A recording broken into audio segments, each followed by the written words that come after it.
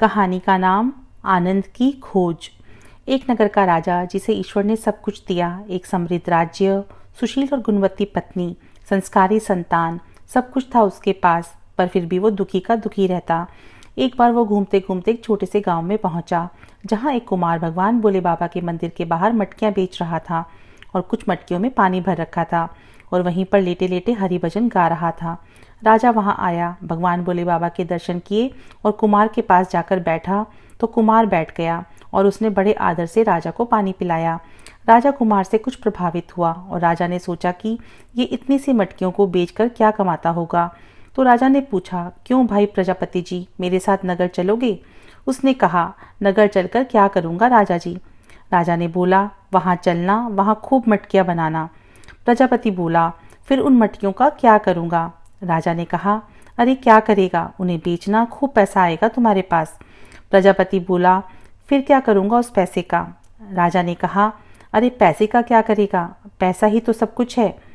प्रजापति बोला, अच्छा राजन, अब आप मुझे ये बताइए कि उस पैसे से क्या करूंगा। राजा ने कहा, अरे फिर आराम से भगवान का भजन करना और फिर तुम आनंद में रहना। प्रजापति बोला, क्षमा करना हे राजन, पर आप मुझे ये बताइए कि अभी मैं क्या कर रहा हूँ, और हाँ, पूरी ईमानदारी से बताना। काफ़ी सोच विचार किया राजा ने, और मानो इस सवाल ने राजा को झकझोर दिया। राजा बोला, हाँ प्रजापति जी, आप इस समय आराम से भगवान का भजन कर रहे हो और जहाँ तक मुझे दिख रहा है आप पूरे आनंद में हो। प्रजापति बोला, हाँ राजन, यही तो मैं आपसे कह रहा हूँ कि आनंद पैसे से प्राप्त नहीं किया जा सकता है। राजा बोला, हे प्रजापति जी, कृपा करके आप मुझे ये बताने की कृपा करें कि आनंद की प्राप्ति कैसे होगी। प्रजापति बोला, बिल्कुल सावधान होकर सुनना और उस पर बहुत गहरा मंथन करना राजन।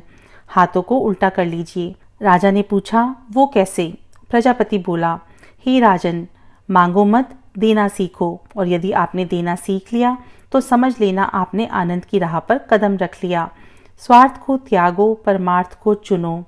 हे राजन, अधिकांशतः लोगों के दुख का सबसे बड़ा कारण यही है कि जो कुछ भी उनके पास है वो उसमें सुखी नहीं है, और बस जो नहीं है उसे पाने के चक्कर में दुखी हैं। अरे भाई, जो है उसमें खुश रहना सीख लो, दुख अपने आप चले जाएंगे, और जो नहीं है क्यों उसके चक्कर में दुखी रहते हो। शिक्षा, आत्मसंतोष से बड़ा कोई सुख नहीं, और जिसके पास संतोष रूपी धन है वही सबसे बड़ा सुखी और वही आनंद में है, और सही मायने में वही राजा है। ओम साईं राम।